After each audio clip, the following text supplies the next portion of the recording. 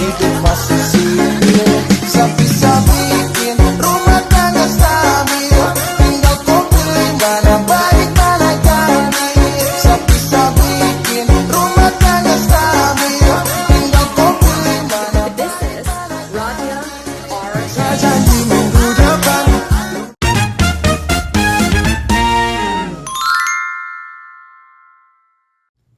Assalamualaikum warahmatullahi wabarakatuh. Perkenalkan, nama saya Muhammad Khairil Azmi, NIM 2411031293, kelas 4C. Dosen pengampu Ibu Mitasari Esos MAP. Mata kuliah Manajemen Sumber Daya Manusia. Di sini saya membahas tugas saya dengan judul meningkatkan kompetensi SDM melalui pelatihan dan pengembangan karyawan. Pendahuluan. Di era persaingan global dan perkembangan teknologi yang pesat, perusahaan dituntut memiliki sumber daya manusia atau SDM yang kompeten. Salah satu cara untuk meningkatkan kualitas SDM adalah melalui program pelatihan dan pengembangan karyawan secara berkelanjutan. Pengertian pelatihan dan pengembangan.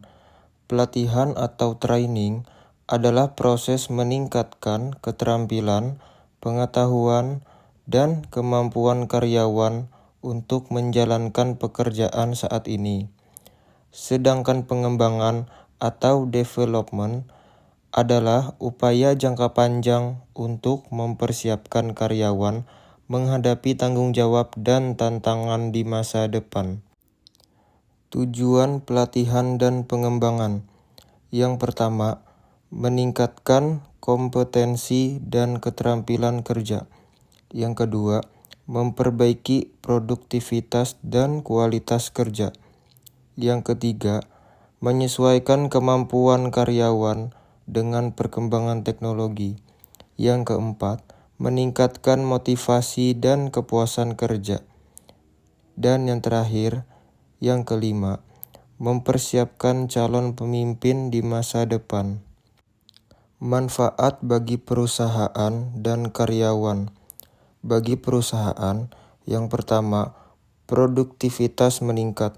Yang kedua, kualitas pelayanan lebih baik. Yang ketiga, mengurangi kesalahan kerja. Dan yang keempat, meningkatkan daya saing organisasi. Sedangkan bagi karyawan, yang pertama, menambah wawasan dan kemampuan. Yang kedua, membuka peluang promosi jabatan. Yang ketiga, meningkatkan rasa percaya diri. Dan yang keempat, mempercepat pengembangan karir. Metode pelatihan karyawan. Yang pertama, on the job training atau belajar langsung di tempat kerja. Yang kedua, workshop dan seminar. Yang ketiga, coaching and mentoring. Yang keempat, pelatihan berbasis teknologi atau e-learning. Dan yang terakhir, yang kelima, simulasi dan studi kasus. Tahapan pelaksanaan pelatihan. Yang pertama, identifikasi kebutuhan pelatihan. Yang kedua, menentukan tujuan pelatihan. Yang ketiga, menyusun materi dan metode. Yang keempat, melaksanakan pelatihan. Dan yang kelima, yang terakhir, mengevaluasi hasil pelatihan dan dampaknya terhadap kinerja. Contoh implementasi. Seorang staf administrasi mengikuti pelatihan penggunaan aplikasi manajemen data terbaru. Setelah pelatihan, pertama, waktu penyelesaian pekerjaan menjadi lebih cepat. Yang kedua, kesalahan input data berkurang. Dan yang ketiga, produktivitas dan efisiensi meningkat. Tantangan pelatihan dan pengembangan. Yang pertama, keterbatasan anggaran. Yang kedua, kurangnya waktu karena aktivitas operasional. Yang ketiga, rendahnya partisipasi karyawan.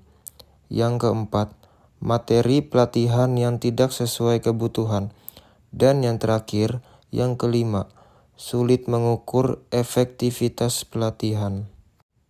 Strategi agar pelatihan efektif. Yang pertama, menyesuaikan materi dengan kebutuhan organisasi. Yang kedua, menggunakan metode pembelajaran yang interaktif. Yang ketiga, melibatkan instruktur yang kompeten. Yang keempat, memanfaatkan teknologi digital. Dan yang terakhir, yang kelima, melakukan evaluasi dan tindak lanjut setelah pelatihan.